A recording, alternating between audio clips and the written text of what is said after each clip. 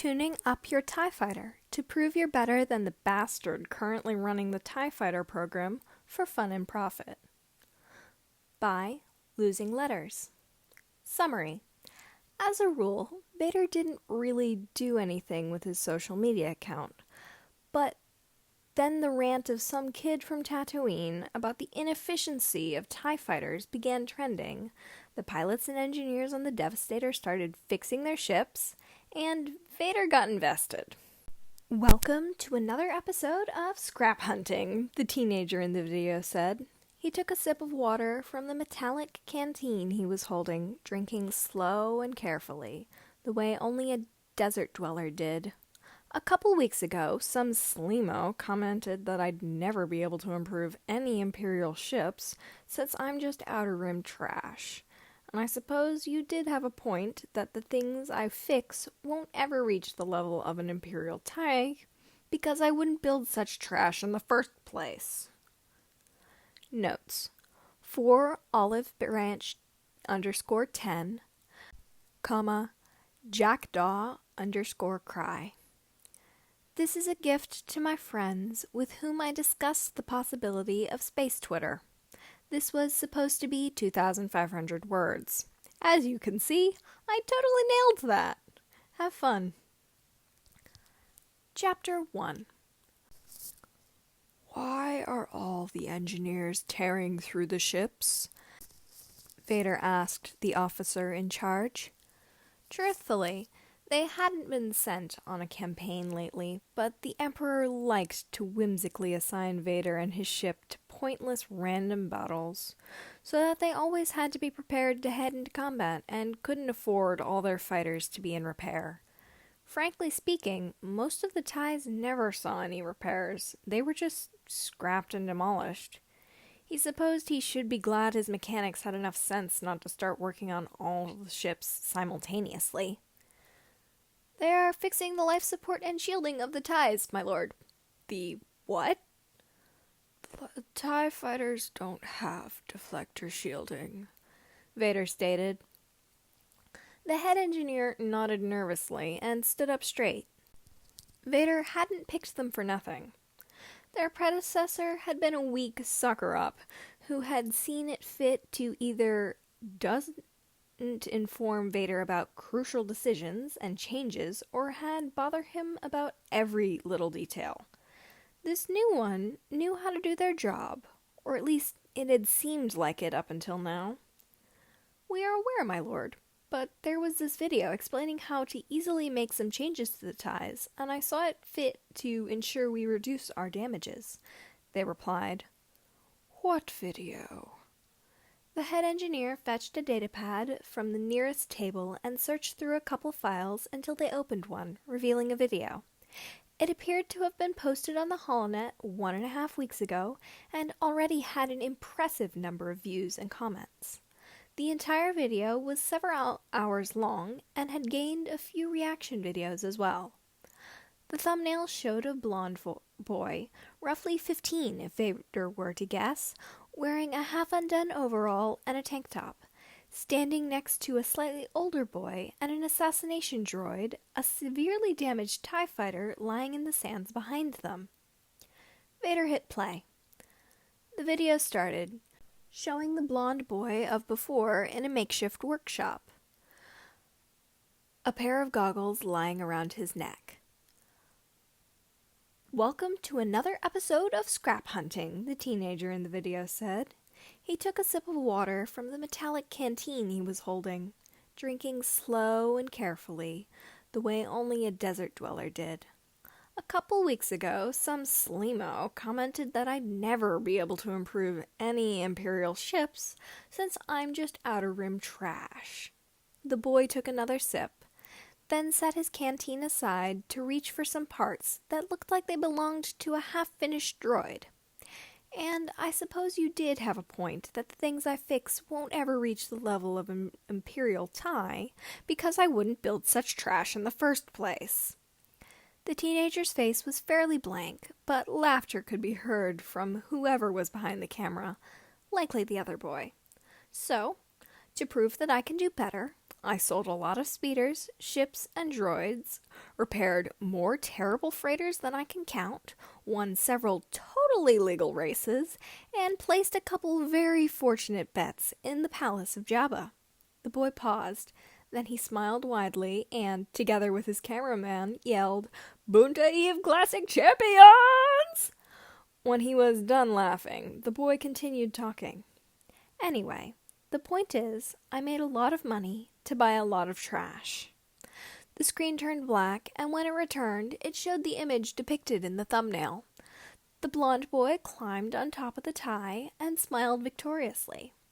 So in today's episode, I am not only going to prove to all you disbelievers wrong, I am also going to drag the entire TIE Fighter program through the Sarlacc pit. I'm Luke, the man recording is Biggs, and my helper over there is HK77, and this is Scrap Hunting. The first few notes of a song start playing, and the channel's logo, two suns overlaid by a speeder, showed up.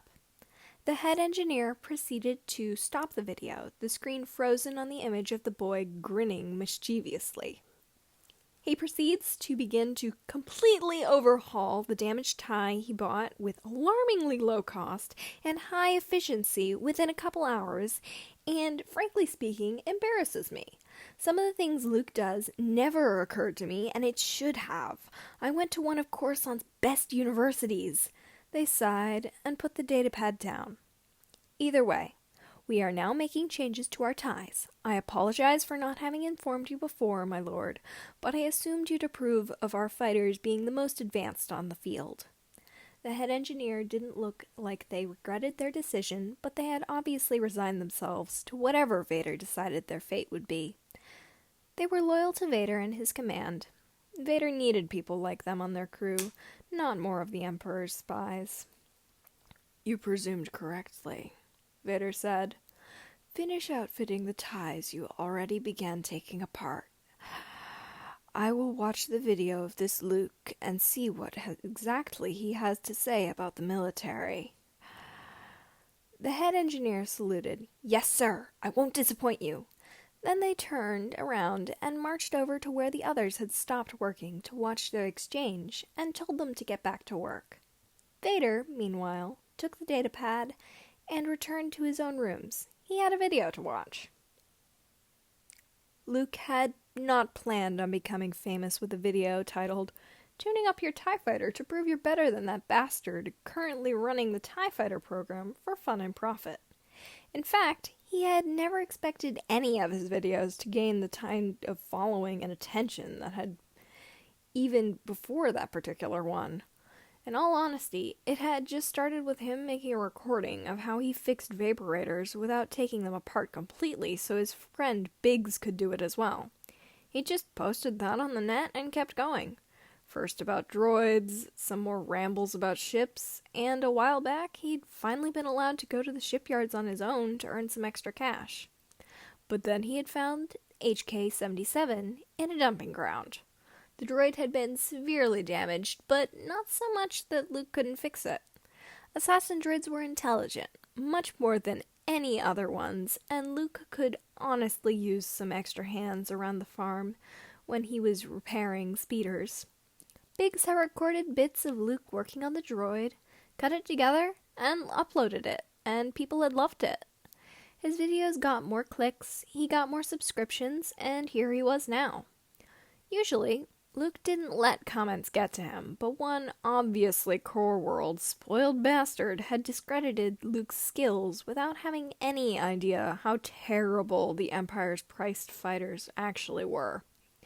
"Come on," Biggs said, throwing an arm around Luke's shoulders. "One last project before I leave for the academy." Luke had also been trying his best to avoid thinking about how much he was going to miss his best friend. He wanted to leave with him, though not to be a common TIE Fighter pilot. Luke wasn't suicidal. But he couldn't leave his family behind when they needed him.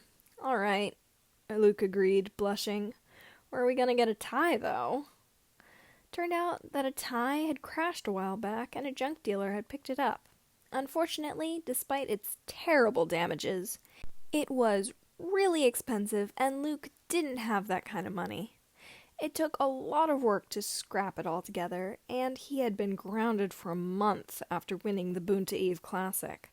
But being the second human ever to win after Anakin Skywalker, his own father, had been worth it. But in the end, Biggs and Luke had poured their funds together and bought the tie. And then the fun had started. Vader sat down at his desk and pulled up the video again. He skipped to the moment the head engineer had stopped the video and hit play. Okay, first things first, Luke said. Ties were not made to be repaired. How do I know? Luke crawled into the pilot's seat and opened the panels beneath it, because this is where the Empire would store the hyperdrive navigational systems, theft prevention protocols, and life support if the ties had any. He disappeared beneath the panels and began taking out the machinery, handing it to the HK-77 droid.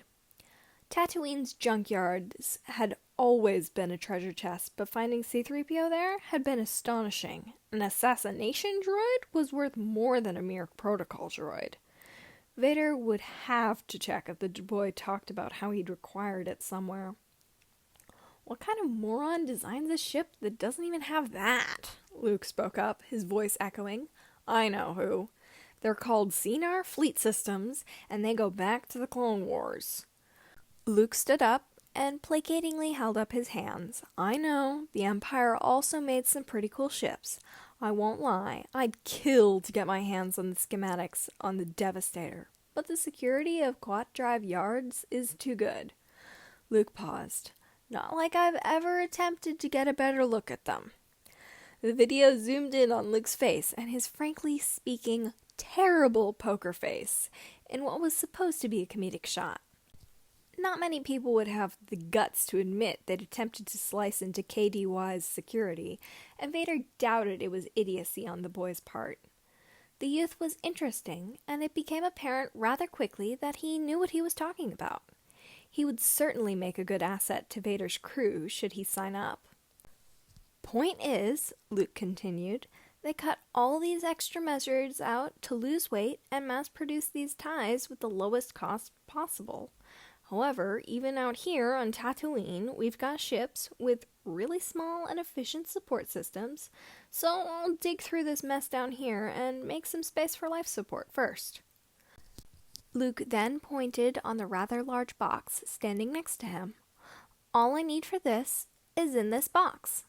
I uploaded the schematics to my usual server. It's free to download, but I'd be very thankful if you could leave me a tip because I am broke until I've gotten this project done. Vader only skimmed through the next hours as Luke was working on taking the tie's insides apart. He explained what he was doing more or less coherently. It was clear he was lacking some of the terminological knowledge and needed to describe the precise measures he took. But he was a rather efficient worker. Not sure yet if I could get my hands on a hyperdrive that won't blow up on me, but we'll see, Luke said during the last minute of the video. Theft prevention, however, I can work with. The video cut again, and by now only the last beams of sunlight were illuminating the stands. Check this, Luke said, and pulled back his arm, a hydrospanner in hand, and threw it at full strength at the outer shell of the tie.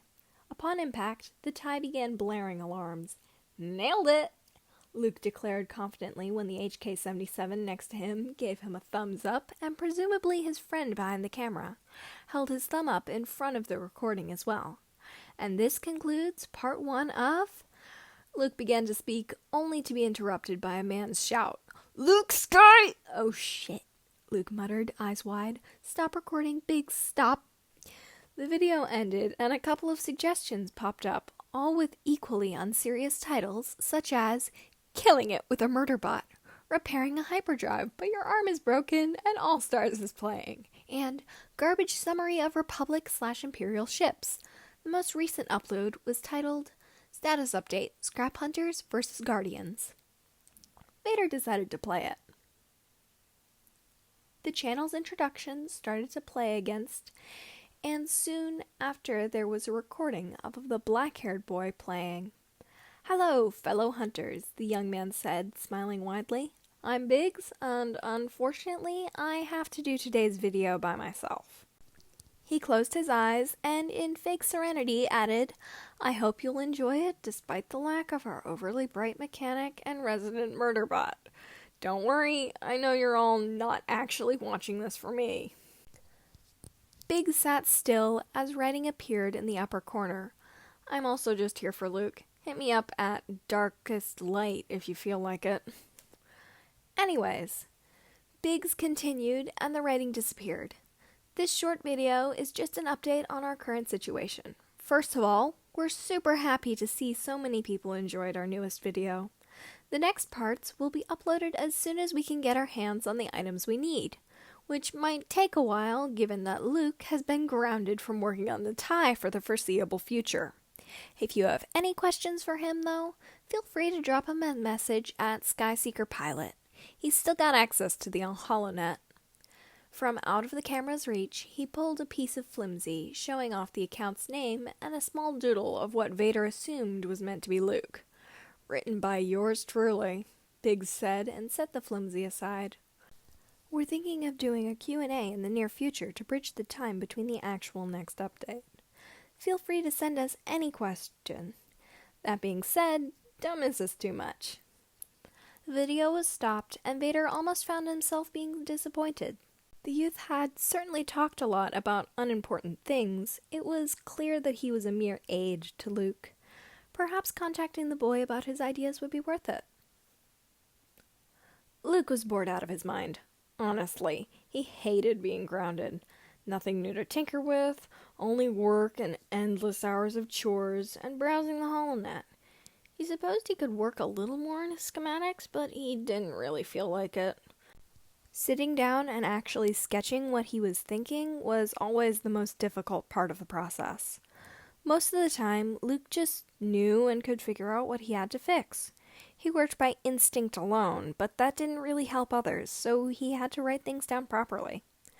Annoyed, Luke flopped down on his bed again instead. He hoped that Biggs at least would be allowed to come over again soon. It was so boring without anyone around. I could get rid of the problem, HK-77 offered from where it was sitting in the corner. No, thank you, HK. Luke replied, I guess I'll check the net again. He took out his datapad and began skimming his usual sites. He watched the video Biggs had uploaded and looked a little through the comments they'd already gotten.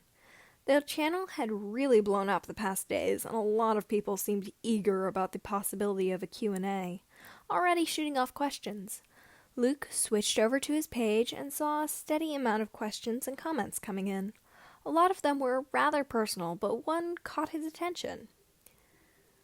Fighter fan at That's a Neat Trick asked, You pay a great deal of attention to enhancing the pilot's safety and protection in the events of a crash, but how do you intend to make up for the lesser maneuverability? The added weight will lower the TIE's speed to 1,112 kilometers per hour in actual combat. The added speed is necessary if one considers the lack of deflector shields. The TIE becomes much more vulnerable, to a degree that even your additions will not work. I'd like to hear your suggestions as to how you would solve that problem. Reading the message, Luke began to smile widely. Fighter fan had obviously sat down to do the proper math. Luke admittedly had only done some rough calculations, but his result had been almost the same, and he'd immediately began searching for solutions. Easy, he wrote back, grinning like a madman. I add deflector shields and modify a hyperdrive of the Imperial class. Smiley face. Luke knew that his HoloNet connection wasn't exactly the best. There was a reason Biggs was the one who uploaded their content. Sometimes, especially before, during, and after sandstorms, Luke could forget doing anything with his datapad. So when he got a reply barely 30 minutes later, he knew that the other person must have replied immediately. Fighter fan at That's a Neat Trick replied, The Imperial class hyperdrives are slow at best and do not work at all at worst. I take it you intend to break it down so far that it cannot actually do a hyperspace jump, but still accelerates much faster than any other engine? Twin Suns at Skyseeker Pilot replied, "Exactly, smiley face. Should push the speed back up to 1,200 kilometers per hour, despite the added weight. I'd also suggest changing the wings to bent wing solar arrays, but I don't have the materials for that right now. Meh face." Fighter fan at That's a Neat Trick replied, "While the flight controls were designed to be intuitive and easy to learn, very few people would be skilled enough to fly a ship with the modifications you are proposing." Luke smirked. It would be dangerous indeed, but he'd be able to make it. He'd stretch out his senses, feel the vast expanses of space around him, the million planets and stars, and he'd rush right past them. Twin Suns at Skyseeker Pilot replied, "I could," smiley face. Vader hadn't been sure what to expect of his conversation with Luke. The boy certainly proved that he was bright and clever, not just intelligent. He knew exactly what his modifications would do to the TIE fighter. Despite his excessive need to tag emojis into his every message and add exclamation marks, actually talking about the ships to somebody who couldn't care less about Imperial regulations was almost enjoyable. The boy's suggestions were refreshing and unorthodox, and a few of them even puzzled Vader for a moment until he was able to follow Luke's train of thought. Soon he found himself looking forward to the boy's messages, even if he couldn't bring himself to care particularly much about the daily life of a teenage moisture farmer. Unfortunately, he had to admit that he was almost a little annoyed Luke was still a child and therefore couldn't accept a job offer. Well, Vader would simply have to wait a little longer to get his hands on his next head engineer. Until then, messaging him while pretending to listen to some moths blab away about the Death Star yet again would have to suffice. He had learned nothing but patience in the past years. "Welcome back to scrap hunting," Luke announced excitedly. "As you can see, I have returned to the land of the living." "He's still grounded," Biggs said next to him. "I'm just allowed to visit now." Luke rolled his eyes and lightheartedly punched his friend in his side. "Don't make fun of me. I was incredibly lonely." Biggs smiled and messed up Luke's hair in return. "Sure, whatever you say." "Anyway, we collected a lot of comments in the meanwhile and decided to do the promised Q&A about ourselves. Luke, if you'd do the honors and read the first question." "Sure." Luke reached for the datapad in front of them and started it up. He spent a few moments scrolling through it, then stopped and began to read out loud, for Biggs. "In the video repairing HK, you said it keeps threatening you. Does it still do that?" "All the time," Biggs replied seriously. He raised his hands in a what-can-you-do kind of way, and then dropped them again with a sigh. "Literally.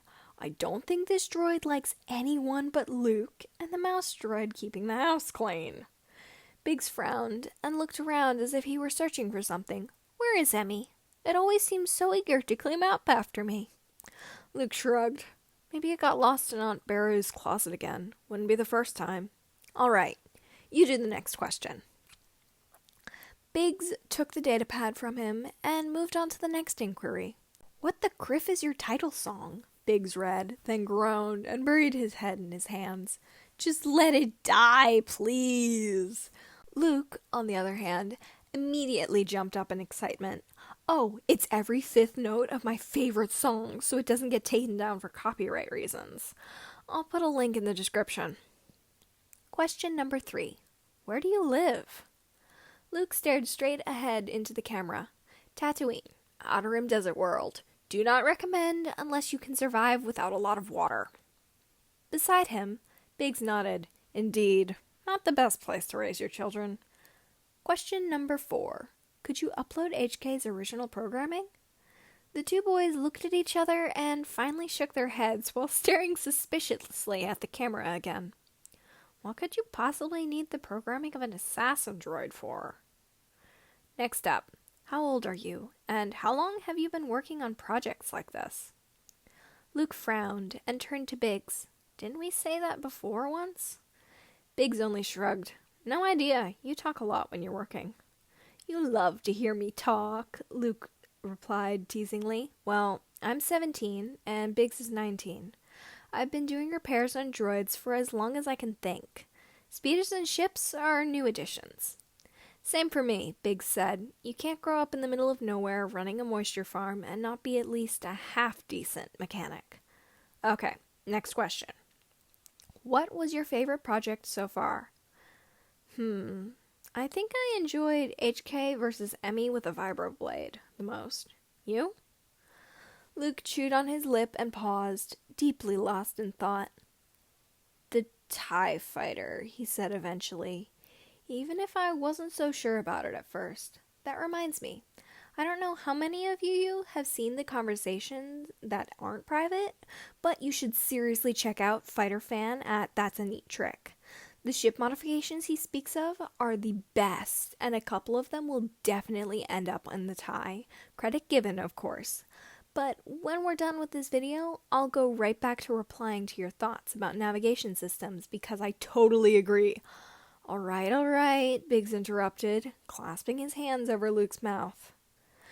Nerd out with your new best friend somewhere I don't have to see it. Luke's huffed, and going by the way, Biggs quickly pulled his hand away from his mouth and wiped it on his shirt, saying, "Ew," had licked it. "What are you, 5? Biggs complained. Luke laughed. "Compared to your mature 6. All right, next question. Fighter Fan at That's a Neat Trick. Have you thought of a way to solve the takeoff issue yet? Twin Suns at Skyseeker Pilot. No! Crying face. It's so stupid. Why does anyone design a chip that lacks landing gear? I mean, I get it. These were built for space combat, but it just seemed unnecessary that you need an extra startup. What do you do when somebody crashed on a planet? Leave them there? Fighter Fan at That's a Neat Trick. Yes. TIEs are viewed as expendable due to their cheap production costs, as are their pilots. The Empire prefers quantity over quality. Twin Suns at Skyseeker Pilot. That just seems incredibly short-sighted. What kind of person doesn't go back to save their friends? Fighter Fan at That's a Neat Trick. You are wrongly presuming that TIE fighter pilots have friends. Twin Suns at Skyseeker Pilot. So, you don't have any friends? Fighter Fan at That's a Neat Trick. What? Twin Suns at Skyseeker Pilot. Oh gosh, I am so sorry. I didn't mean that. I just wanted to ask whether you were TIE Pilot because you seem to know the ship so well and I didn't want to be rude. Twin Suns at Skyseeker Pilot. I am so sorry. Twin Suns at Skyseeker Pilot. Super sorry. Twin Suns at Skyseeker Pilot. Honestly, I didn't mean to insult you. I apologize. I shouldn't have said that. Twin Suns at Skyseeker Pilot. Are you still there? Fighter Fan at That's a Neat Trick. Yes, I was stuck in a briefing and couldn't reply. You mustn't worry. I do not have any friends, nor do I want them. Twin Suns at Skyseeker Pilot. Oh, I'm glad I didn't scare you off, and I'm sorry for overreacting. But you really don't have any friends? Doesn't that get lonely? Biggs has been gone barely a couple weeks, and I'm already going crazy. I miss him a lot. Fighter Fan at That's a Neat Trick. You are too dependent on him, Luke. You do not need him. Twin Suns at Skyseeker Pilot. I do. He always had my back ever since we were small, and even if you don't want any friends, you can be sure that I will consider you mine. No expectations, of course, but I really enjoy talking to you, and I've learned so much since we started talking. Fighter Fan at That's a Neat Trick. I have also found our talks to be pleasant. Twin Suns at Skyseeker Pilot. Yay! Fighter Fan at That's a Neat Trick. TIE Advanced X1. Twin Suns at Skyseeker Pilot. What? Fighter Fan at That's a Neat Trick. You wanted to ask me whether I am a TIE fighter pilot. I own a TIE Advanced X1. Twin Suns at Skyseeker Pilot. What?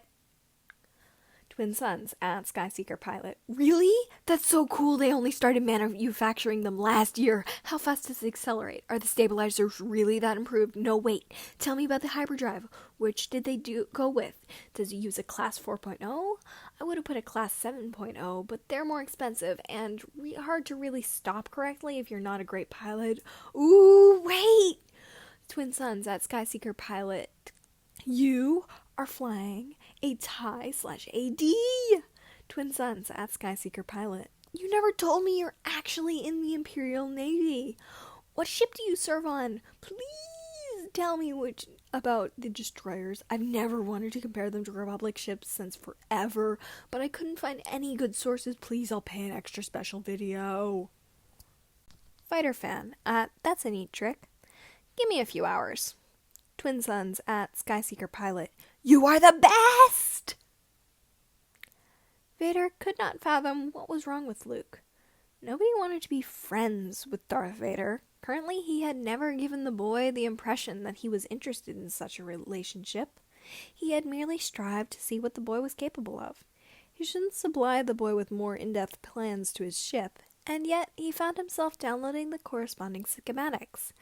It had been a while since he had been able to carry on a conversation that was actually on his level, and engaging as well. Luke was only improving, and Vader wanted to keep him. Good personnel was hard to come by, and Luke was something different entirely.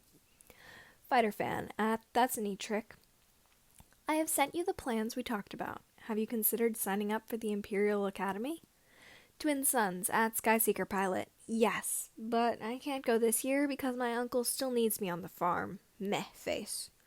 Fighter Fan at That's a Neat Trick. I am able to get you a contract as a civilian consultant. You'd be able to work from home. Twin Sons at Skyseeker Pilot. What? Is that really a thing? Fighter Fan at That's a Neat Trick. If you give me your personal data, I'll send you a contract. Twin Sons at Skyseeker Pilot. Thank you! It's Luke Lars. My ID is T-LL-2187-A23. Also, uploaded a new video for you.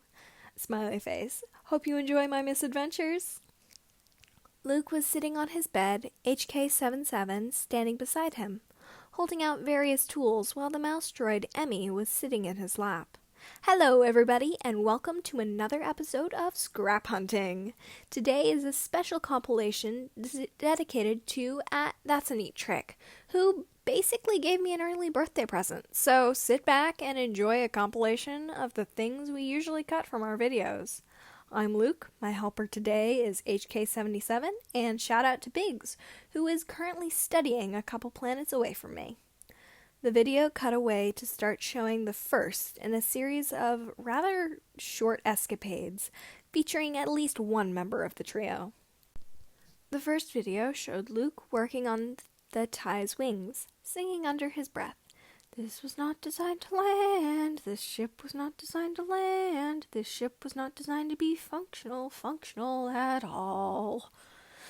The next video depicted Luke working in the background, while Biggs and HK-77 were staring intensely at each other.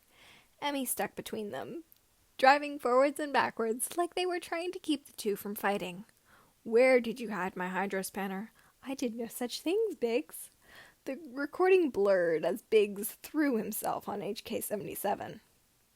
It was dark. The camera slowly focused on Emmy attempting to drive up the TIE fighter, but getting stuck because of the sand. Two giggles could be heard. We have to help Emmy, Luke whispered. Yes, wait. Oh, Em's gonna fall over.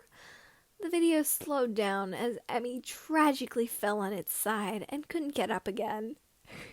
It's so criff and clumsy, like a baby, Biggs laughed. It'll get there someday. In white writing, the message hasn't happened yet showed up. Luke, what are you? Luke sighed and looked downcast. A good mechanic? Then why is the TIE's cockpit smoking? I was just taking a look at the repulsor lift anti-gravity field. Oh, criff, it's burning. What? Ever since Biggs had left, Luke's conversations with Fighter became the most fun part of his day. Sometimes replies took a little longer depending on how busy and far away Fighter was, but their talks never failed to bring a smile to Luke's face, no matter how standoffish Fighter acted.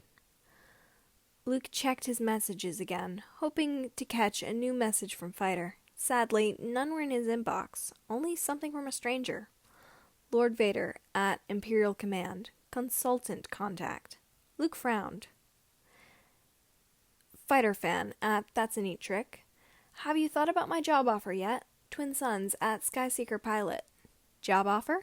You were really serious about that? Who? Fighter fan at That's a Neat Trick. Of course. Did you not see the attachment I sent you? Twin Sons at Skyseeker Pilot. I never got a message with a job offer, so I thought you were joking. The only thing I got was a message from some guy pretending to be Vader. Didn't even bother to open that. Who knows what kind of virus I could have caught. Face. Fighter fan at That's a Neat Trick. Somebody pretending to be Lord Vader? Surely nobody would actually be so ignorant. Twin Sons at Skyseeker Pilot.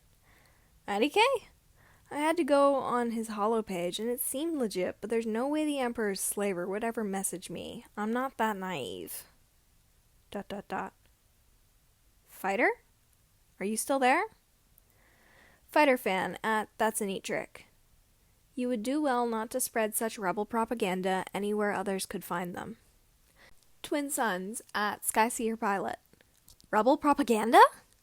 Twin Sons at Skyseeker Pilot. Do you mean the slaver thing? Twin Sons at Skyseeker Pilot. That's not propaganda. That's what Vader is. I know you serve in the Navy and have probably met him once or so. I can't judge what kind of superior he might be, but his behavior is that of a slaver. Fighter fan at That's a Neat Trick. What do you know of slavery, child? Twin Sons at Skyseeker Pilot. I live on Tatooine, remember? Huts control everything, and my father was a slave. That's why I have to go by my uncle's last name. Least of all, somebody thinks I'm a runaway just because my father's name was Skywalker. Fighter fan at That's a Neat Trick. What was your father's name? Twin Sons at Skyseeker Pilot. His name was Anakin Skywalker. He died towards the end of the last war, freed himself as a child, and became a navigator on a spice freighter. I don't know much more about him. My aunt and uncle only met him once for my grandmother's funeral, and that's it. I'm sure he was a good man, though. I just know it. The boy, Luke, was living on Tatooine with his aunt and uncle. Vader had known his last name was Lars, had even seen him mention Owen and Beru multiple times, but he hadn't made the connection. Quickly, he pulled up the files he had made on the boy. It said in his documents that he had been adopted by Owen Lars and Beru Whiteson Lars. No mentioning of his biological parents anyway. Vader hadn't paid any attention to it because it happened often enough on Tatooine. Newborns were smuggled, bought out of the slave quarters, so that they'd get a better life. The boy could be lying, of course, but what would he seek to gain from this ploy? Anakin Skywalker was dead, and everything he held dear had burned with him.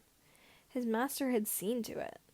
But hadn't the boy's smile reminded him of his dear wife?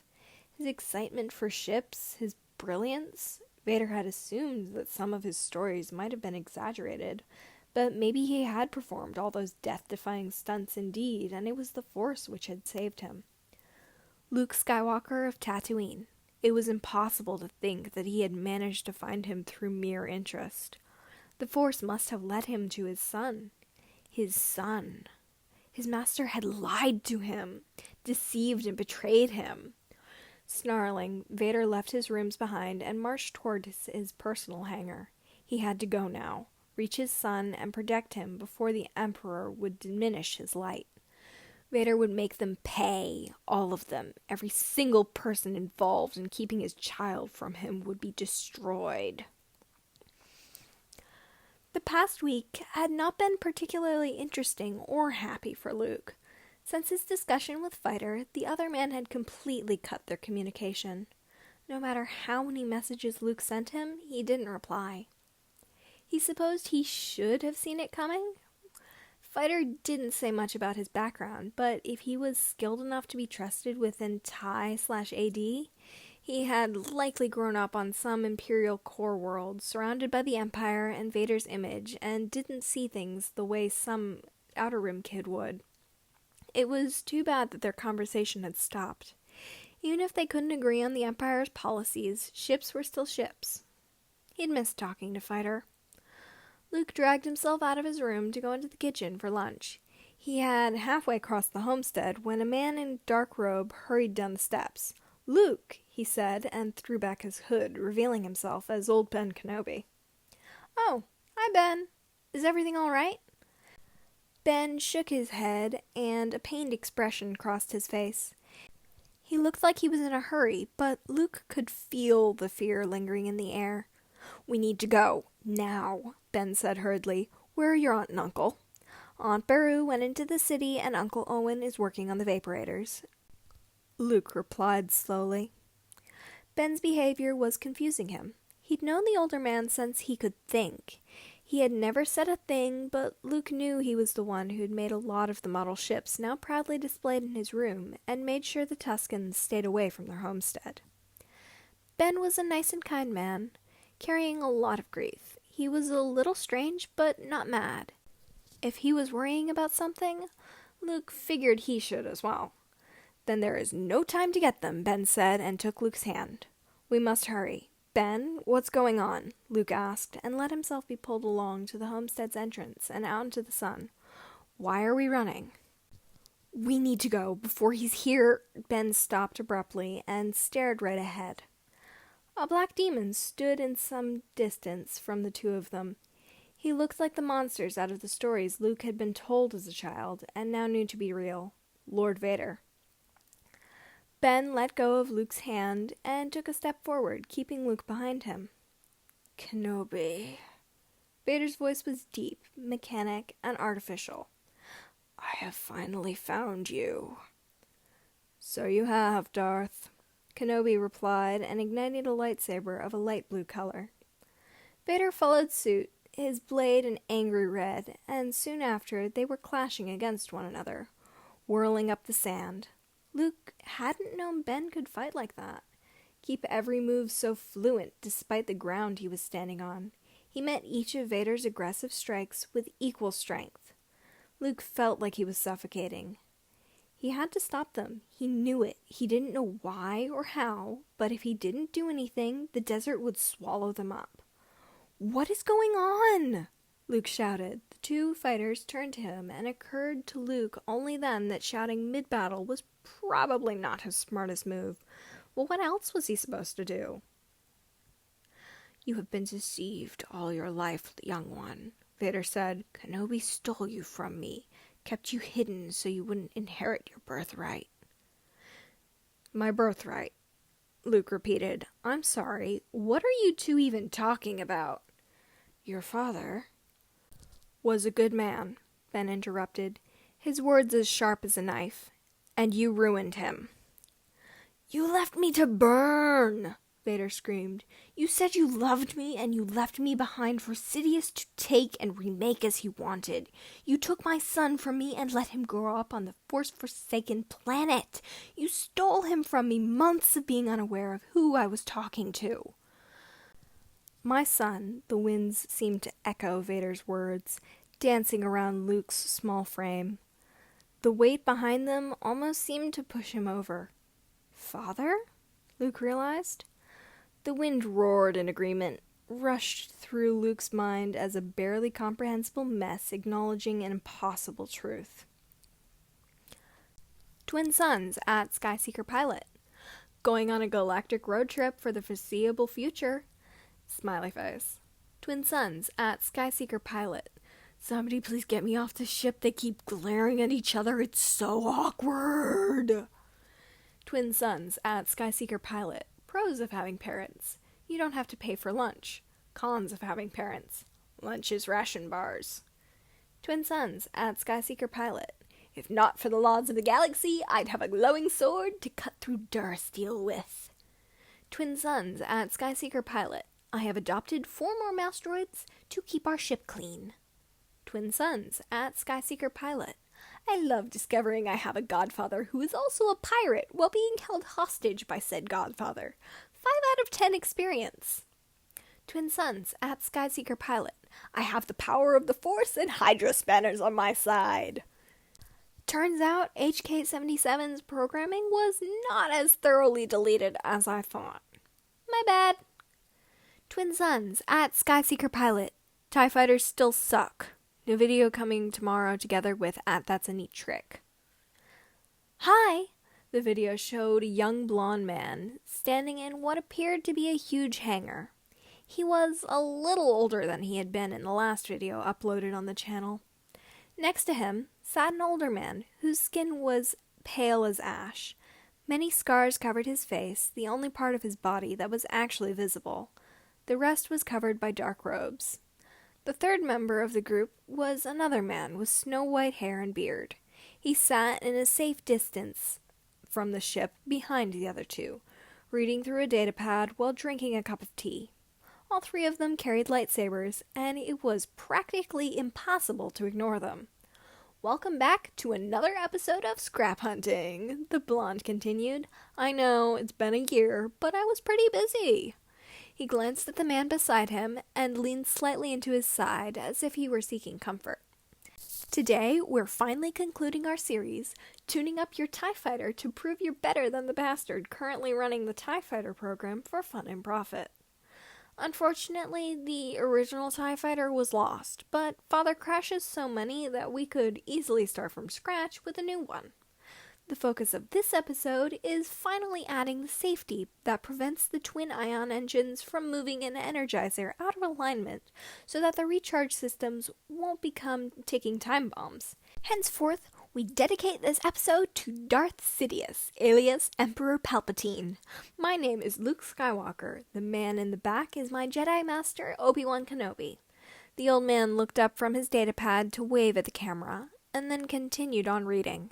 And my helper today is my father. Luke paused and smiled softly while the scarred man put his hand on Luke's shoulder.